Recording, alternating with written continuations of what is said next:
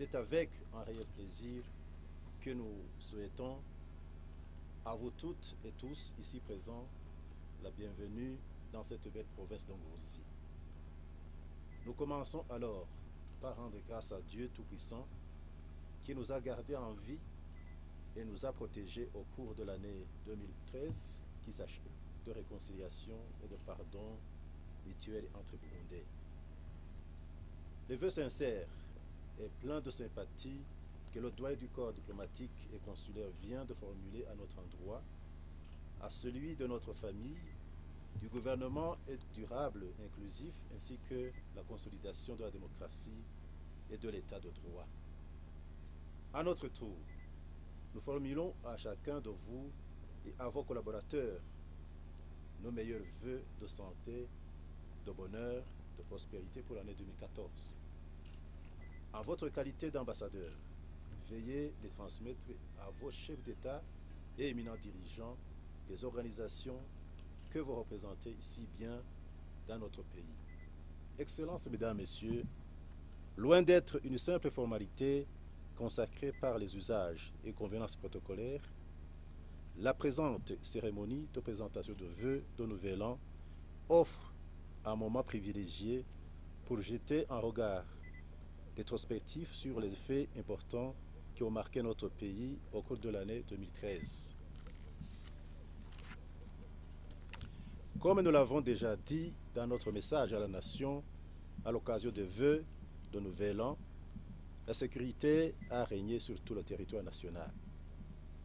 Ce climat de paix et de cohésion nationale a été mis à profit pour promouvoir davantage la cohabitation entre différentes composantes sociales de la société burundaise dans le cadre de la réconciliation, de la concorde nationale et en vue de réaliser des activités de développement socio-économique. Les corps de défense et de sécurité ont travaillé main dans la main avec la justice, l'administration locale et la population, ce qui a produit des résultats fort remarquables dans la lutte contre la criminalité. Cette stratégie a permis de démanteler 107 bandes de malfaiteurs, d'arrêter 500 bandits de renom et de récupérer 140 fusils qui étaient utilisés dans de sales besognes contre les citoyens paisibles. Pour consolider la paix et la sécurité, le gouvernement a lancé au cours de l'année 2013 deux programmes nationaux très importants, à savoir la stratégie nationale de sécurité et le programme national de l'éducation et de formation patriotique. La paix et la sécurité sont aujourd'hui une réalité au Burundi et leur renforcement restera l'une des grandes priorités de notre gouvernement car elle constitue le fondement et le cadre adéquat de la réalisation de tout programme politique, social et économique. Ceci est d'autant plus vrai que, comme les deux faces d'une même médaille, il ne peut y avoir de développement sans paix et de paix sans développement.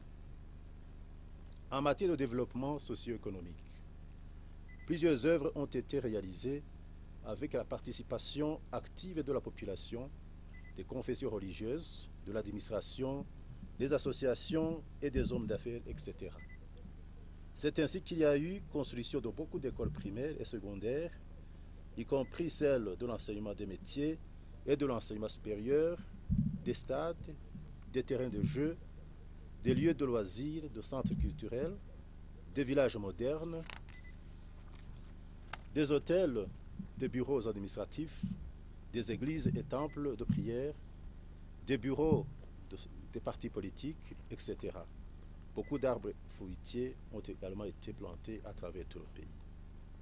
Excellences, Mesdames, Messieurs, dans le domaine économique, le gouvernement du Burundi attache une grande importance à la mise en œuvre du cadre stratégique de lutte contre la de croissance et de lutte contre la pauvreté, deuxième génération CCLP2 en cycle. À cet effet, nous saisissons cette opportunité pour adresser encore une fois nos sincères remerciements aux États et aux organisations respectifs que vous représentez pour l'appui multiforme dont le CCLP2 bénéficie depuis son élaboration jusqu'à ce jour.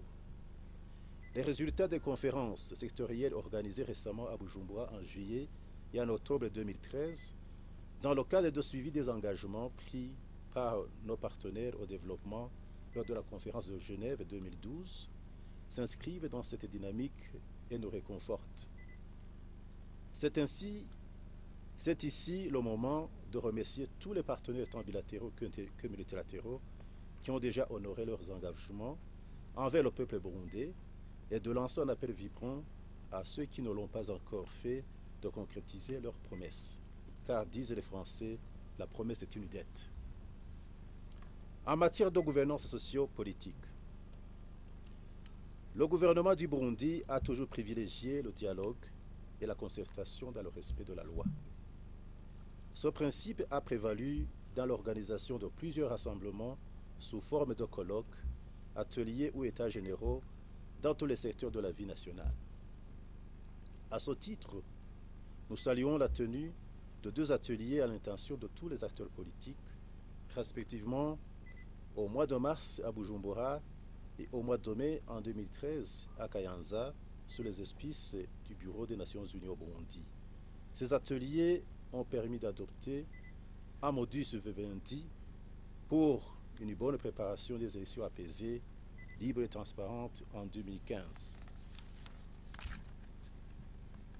Il ne serait pas superflu de rappeler que notre pays a déjà organisé avec succès 2 élections en 2005 et en 2010 et à la satisfaction de tous les observateurs, tant nationaux qu'internationaux.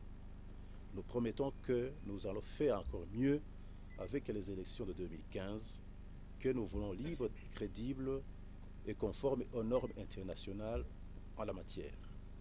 Également, nous nous réjouissons de la tenue en décembre dernier à Bujumbura de l'atelier inclusif de discussion sur le projet de révision de la Constitution qui a été organisé par le Parlement à l'intention des acteurs politiques et de la société civile. Ceci a mis en exergue avec éclat le niveau élevé de la maturité politique atteinte par ceux qui ont participé et contribué à la réussite de ce dialogue. Les recommandations issues de cet atelier constituent, par ailleurs, matière à réflexion pour les élus du peuple qui doivent légiférer en tenant compte de l'intérêt du peuple qui a placé sa confiance en eux. Excellences, Mesdames, Messieurs, sur le plan régional, le Burundi entretient de très bonnes relations avec les pays voisins et ne ménagera aucun effort pour les renforcer davantage afin de promouvoir la paix, la stabilité et le développement durable et partagé. Notre action se fera, comme d'habitude, à la fois par la voie bilatérale et par la participation active aux activités des ensembles régionaux et internationaux auxquels nous appartenons, tels que l'Union africaine, la communauté est-africaine, la communauté économique des pays des Grands Lacs, la communauté économique des États de l'Afrique centrale, la conférence internationale sur la région des Grands Lacs, le marché commun pour l'Afrique orientale et australe, etc. Nous sommes convaincus que l'intégration régionale est la meilleure stratégie pour faire face aux nouveaux défis auxquels le monde actuel est confronté, tels que le terrorisme, les crimes transfrontaliers, le changement climatique et j'en passe. Sur le plan bilatéral, le Burundi dispose d'une trentaine de missions diplomatiques à l'étranger, en plus d'autres pays qui sont couverts suivant le principe de la représentation multiple. Le Burundi ne ménagera aucun effort pour renforcer et cimenter davantage nos relations bilatérales avec nos pays respectifs. Sur le plan multilatéral, notre pays entretient d'excellentes relations de coopération avec toutes les organisations internationales dont il est membre. Nous tenons à souligner les appuis multiformes de l'Organisation des Nations Unies depuis notre accession à l'indépendance le 1er juillet 1962. Tout près de nous, nous sommes entièrement satisfaits de l'apport des Nations Unies, notre organisation commune à travers sa représentation à Bujumbura dans le domaine de consolidation de la paix. Il s'agit d'une mission réussie et d'un succès partagé. Le Burundi est et restera engagé à contribuer aux efforts de la communauté internationale visant à combattre le terrorisme sous toutes ses formes et à promouvoir la paix, la sécurité, la stabilité et le développement dans le monde.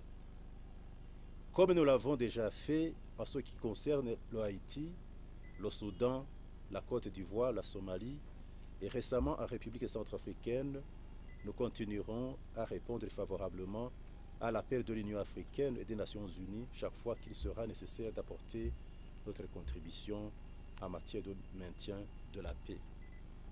Nous voudrions, Excellences, Mesdames, Messieurs, clore notre propos en saluant de nouveau votre engagement à nous accompagner dans notre volonté de construire un monde meilleur pour nos compatriotes et en vous renouvelant nos souhaits de succès au service de nos pays et organisations respectives.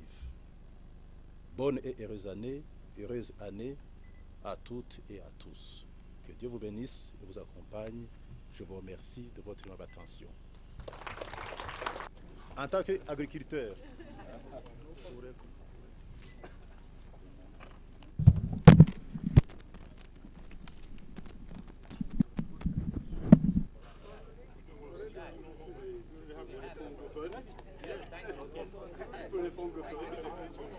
dans l'ordre qui est établi par le ministère des Relations extérieures.